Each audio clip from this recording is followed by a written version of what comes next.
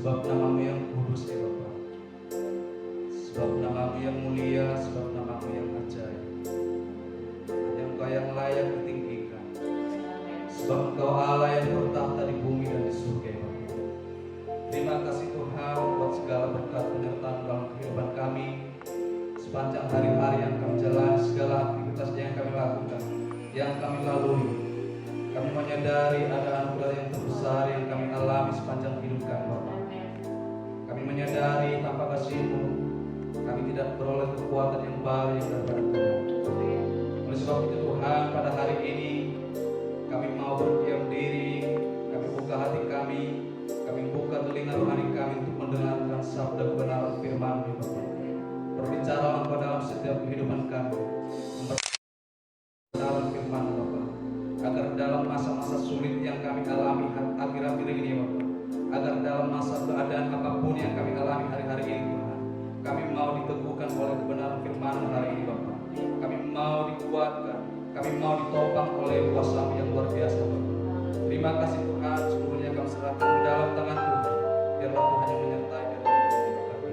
Kami siap mendengarkan kebenaran firman, berbicara Engkau dalam setiap hati kami pribadi. Kami serahkan hidup kami hanya di dalam nama Tuhan Yesus Kristus. Kami berdoa kepada-Mu. Haleluya. Amin.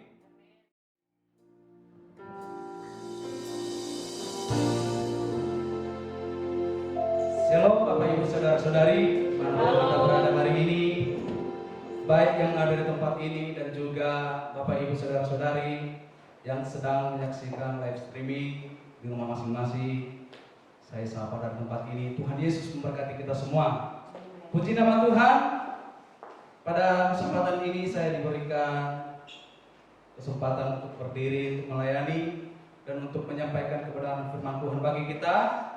Dan pada hari ini kita akan sama-sama belajar dari kebenaran firman Tuhan. Tapi sebelumnya, dalam 3 hari berturut-turut kita sudah melihat, sudah membaca sebuah renungan di mana judulnya atau temanya berkaitan satu dengan yang lain tentang hidup apa adanya. Dalam arti hidup apa adanya, di mana hari Kamis juga kita membahas tentang hidup apa adanya, bahwa kita percaya bahwa kasih Tuhan itu apa adanya dalam kehidupan kita. Amin. Kita percaya bahwa kasih Tuhan itu menerima setiap kehidupan kita apa adanya.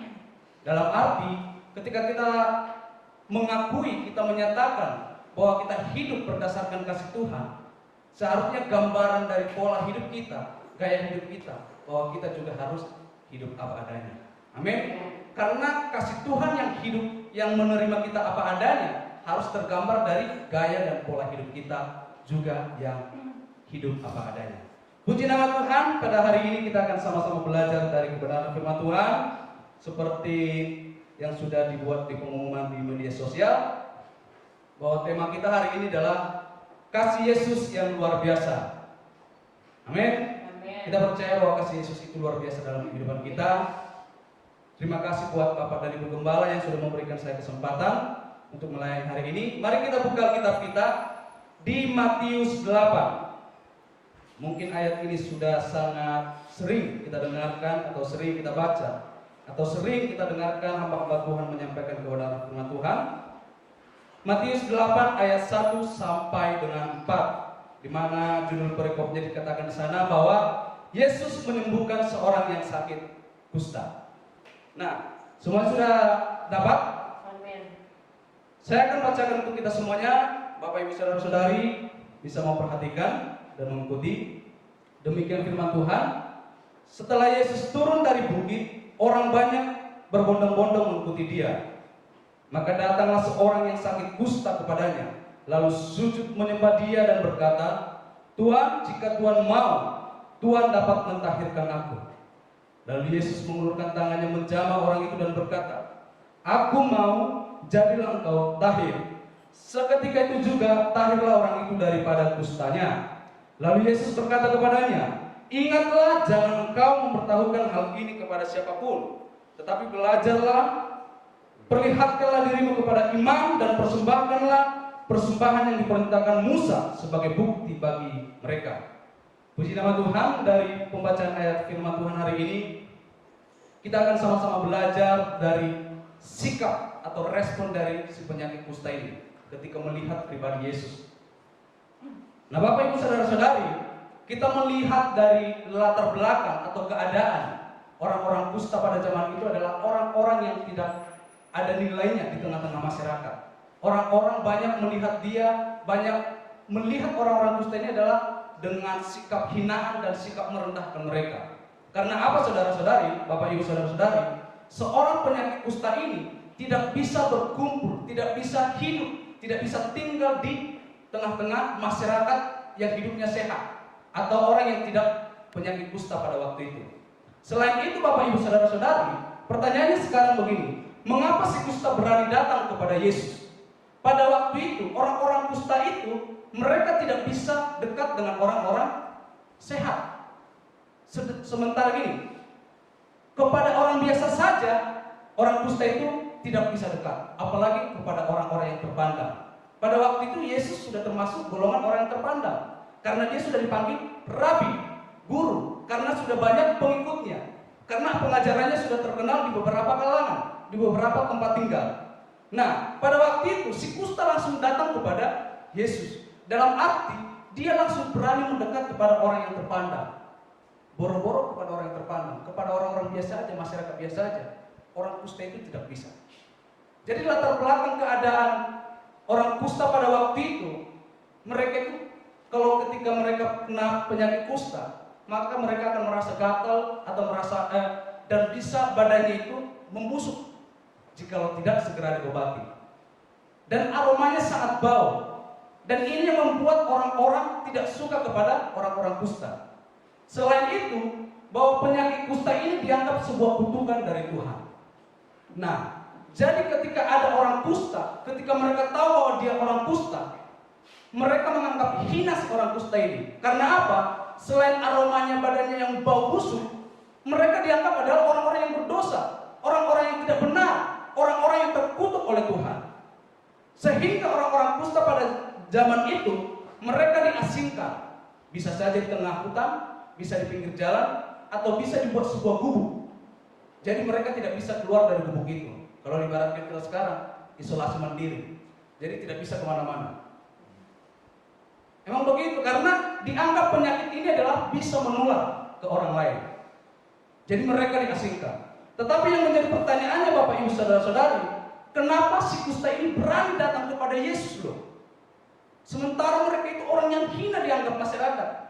Sementara mereka itu tidak dihormati. Ketika mereka melihat orang kusta, mereka merasa jijik.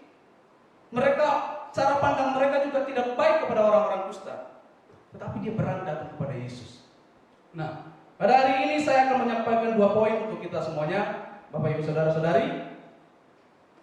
Poin yang pertama, bukti kasih Yesus yang luar biasa.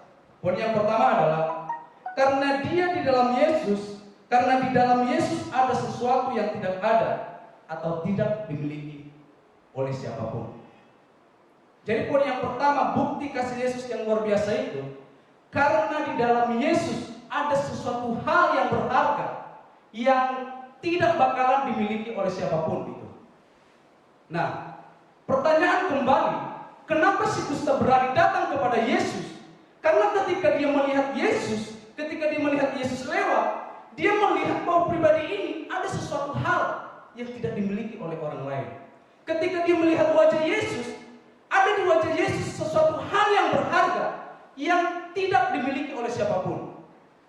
Dan ini menjadi dasar dia untuk datang, untuk berani mendekat kepada Yesus. Apabila si kusta ini melihat Yesus hanya orang biasa, apabila si kusta ini melihat Yesus hanya seperti dirinya sendiri, hanya seperti murid-murid, atau hanya seperti orang yang berkerumun, dia nggak bakalan berani datang kepada Yesus. Karena apa? Karena ketika dia melihat Yesus seperti orang biasa, dia melihat orang biasa itu menghina dia. Dia melihat orang biasa itu merendahkan dia. Dia melihat orang biasa itu tidak hormat sama dia.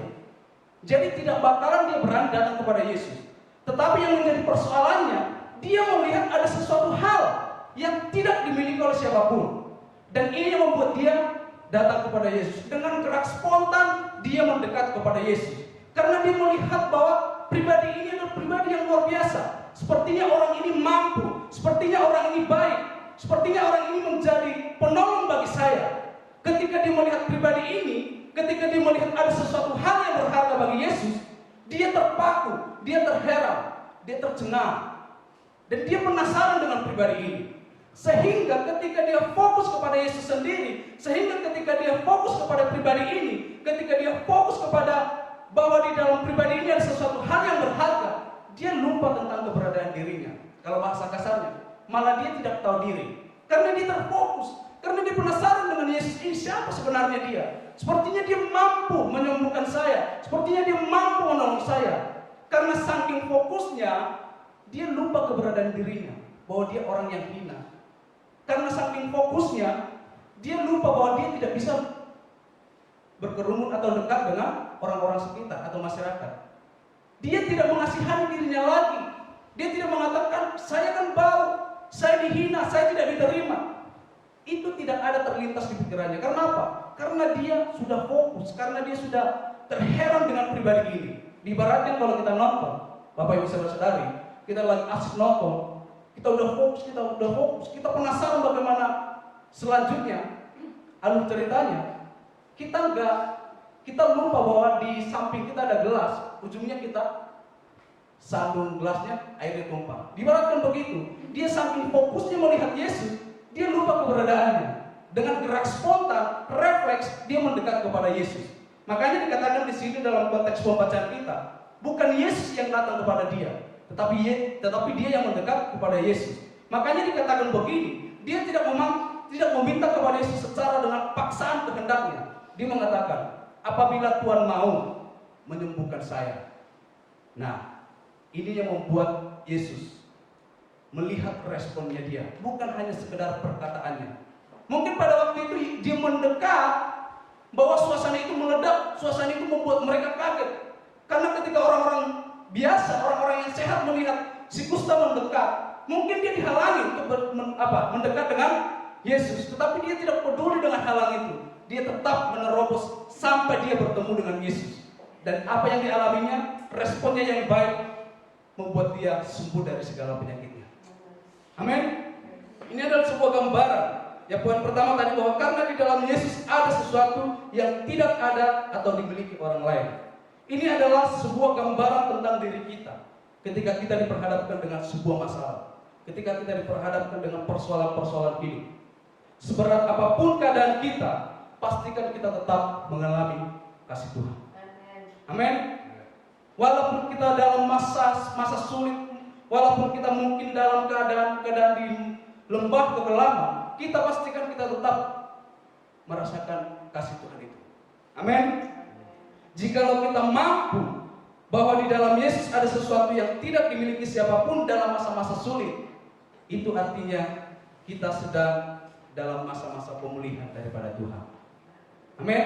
Jikalau kita di dalam masa-masa tertekan, dalam masa-masa yang sangat berat yang kita alami, tetapi kita tetap bisa melihat, tetapi kita tetap mampu melihat bahwa di dalam Yesus ada yang berharga yang tidak dimiliki siapapun, itu artinya kita dalam masa-masa Tuhan menolong, Tuhan memberkati kita.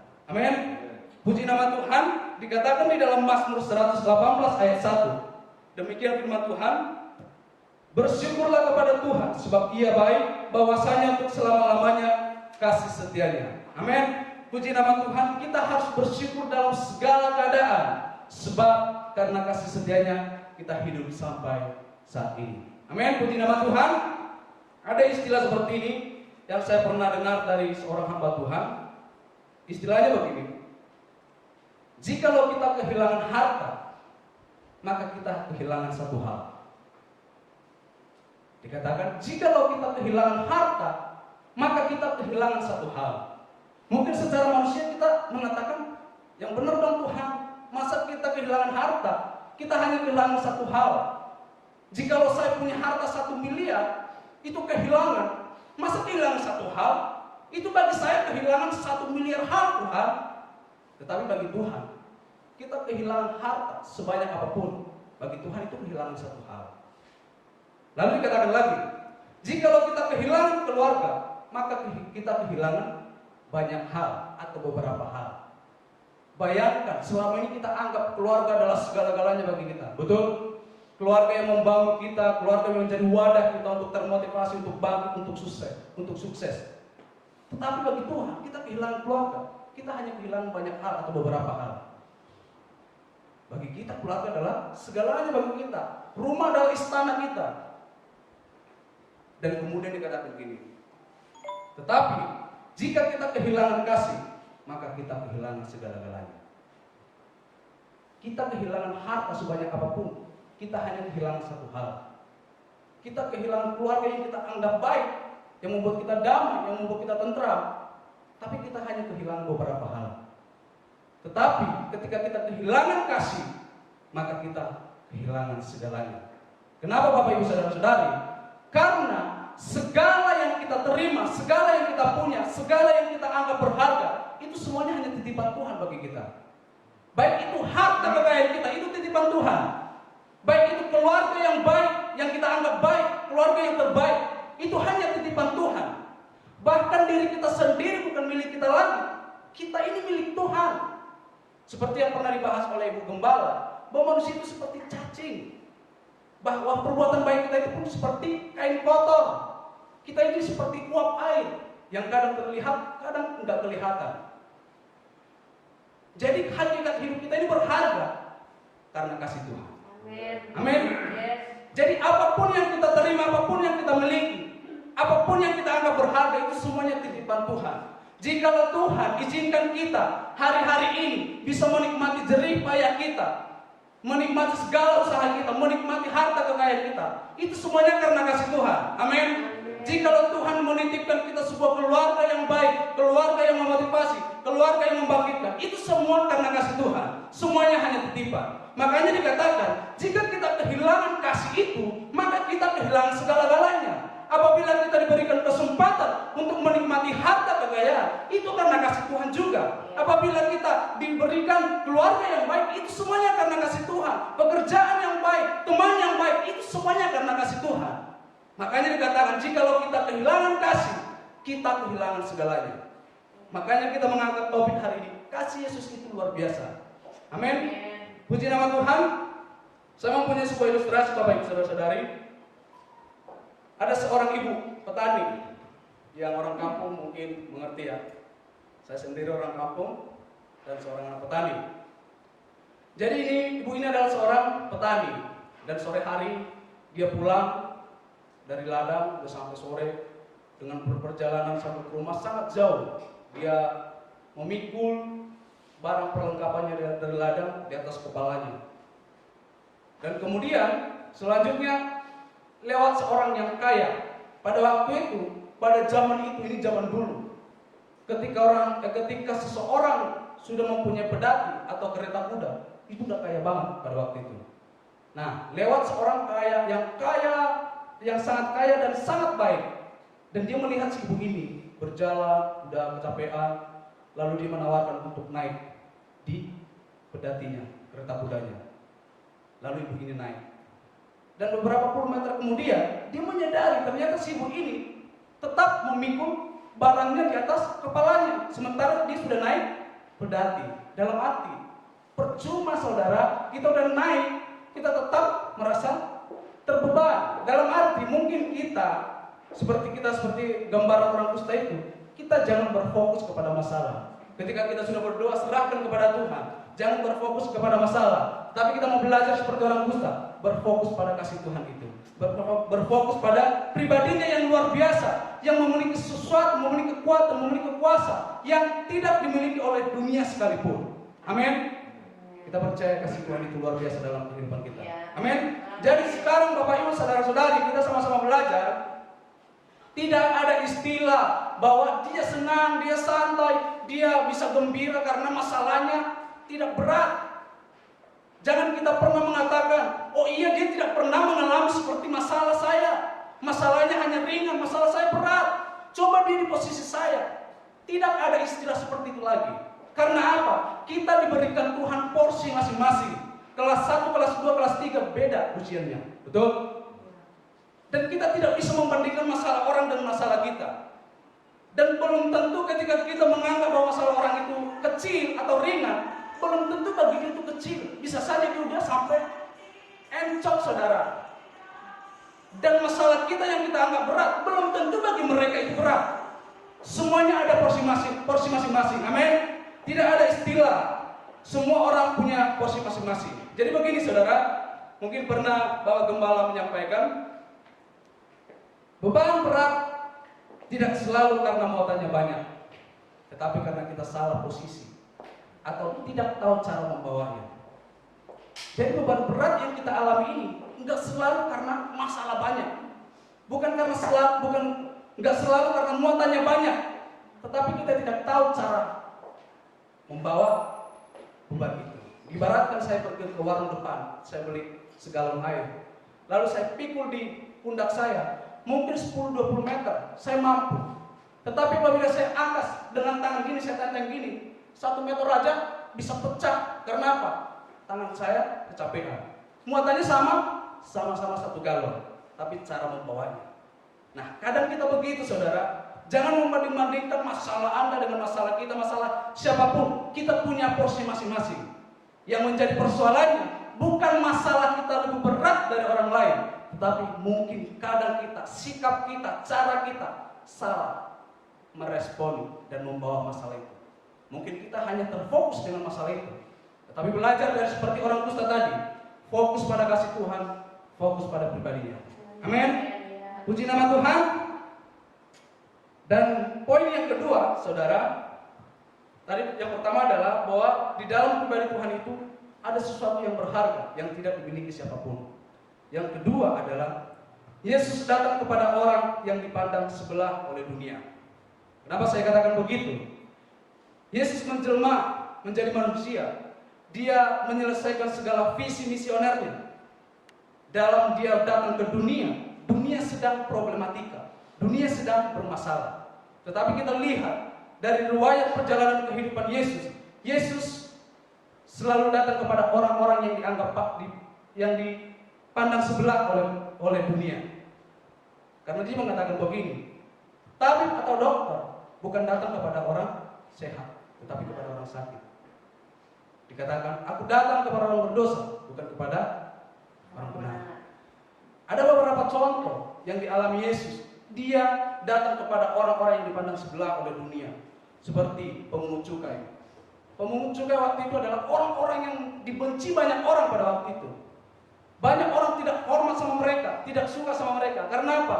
Pemungut cukai ini dicap orang-orang yang serakah, orang-orang yang memeras harta masyarakat. Kalau istilah sekarang, orang-orang yang suka korupsi. Selain ke pemungut cukai, Yesus datang kepada seorang pelacur, dalam arti memberikan dia pengampunan. Bahwa seorang pelacur juga pada waktu itu adalah orang-orang yang dianggap sebelah oleh dunia. Banyak orang tidak suka, banyak orang membenci orang-orang seperti ini. Tapi Yesus datang. Dan yang ketiga, kepada orang kusta tadi. Orang kusta juga dianggap sebelah oleh dunia. Karena apa? Mereka dikucilkan, mereka diasingkan. Banyak orang jijik sama mereka, banyak orang menghina mereka. Tetapi Yesus datang kepada orang-orang seperti itu. Amin.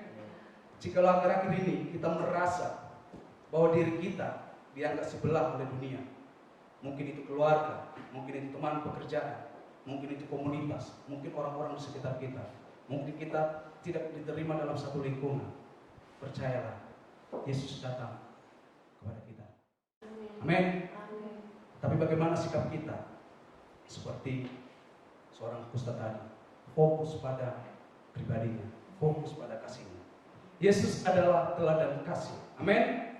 Kasih Tuhan itu apa adanya bagi kita. Dia disalibkan, dia berkorban, bahkan dia dihina untuk menebus kita dari dosa-dosa. Bahkan dia merelakan hidupnya menjadi korban, bukan berharap supaya kita membalas imbalan. Bahkan kita juga mau berusaha membalas imbalan, membalas kasih Tuhan, tidak bakalan mampu. Kita sampai saat ini kita juga bisa beribadah, itu semuanya karena kasih Tuhan. Kita bisa berkumpul, kita bisa menyembah Dia, itu karena Tuhan yang memberi kekuatan. Jadi kasihnya itu menerima kita apa adanya, tidak mengharapkan apa-apa. Jadi ini yang menjadi pelajaran bagi kita Bapak Ibu Saudara-saudari, baik yang ada di rumah. Coba kita renungkan, apakah selama ini kita dalam mengasihi, dalam bersikap mengasihi? Apakah kasih kita sudah seperti kasih Yesus, menerima apa adanya? Nah, seperti ini saudara, saya akan buat gambaran. Kita sama-sama belajar dan kita sama-sama merenungkan. Jikalau engkau mengasihi orang karena dia suka menolong engkau, karena dia suka membantu, karena dia baik, karena dia ramah, tetapi sesungguhnya ini belum kategori mengasihi, tetapi menghargai. Betul? Kemudian, jika engkau mengasihi seseorang karena dia pintar, karena dia bijaksana, karena dia punya banyak bakat, karena dia bisa diandalkan, ini juga belum kategori mengasihi, tetapi mengagumi. Mengerti ya, Bapak Ibu Saudara-saudari? Kenapa saya katakan ini belum kategori mengasihi? Lalu bagaimana kalau mereka tidak menolong kita lagi? Lalu bagaimana kalau mereka tidak peduli lagi kepada kita? Lalu bagaimana kalau dia tidak bisa diandalkan lagi? Tidak memiliki, tidak bijak lagi, tidak pintar lagi? Apakah kita masih tetap mengasihi mereka? Nah, kita sama-sama merenungkan. Apakah selama ini kita sudah mengasihi atas dasar kasih Tuhan? Tetapi Yesus bukan karena menghargai kita, bukan karena mengagumi kita, tetapi dia benar-benar mengasihi kita dan menerima kita apa adanya. Amin. Puji nama Tuhan. Dalam Mazmur 139 ayat 7 dikatakan, kemanakah aku dapat pergi menjauh rohmu? Kemanakah aku dapat lari dari hadapanmu? Dikatakan oleh pemazmur bahwa dia selama hidupnya, ketika dia mencoba lari dari kasih Tuhan, dia tidak menemukan tempat yang seperti yang Tuhan sediakan. Jadi dikatakan dia tidak bisa lari dari kasih Tuhan, karena hanya kasih Tuhan yang menjamin setiap kehidupan kita. Amin.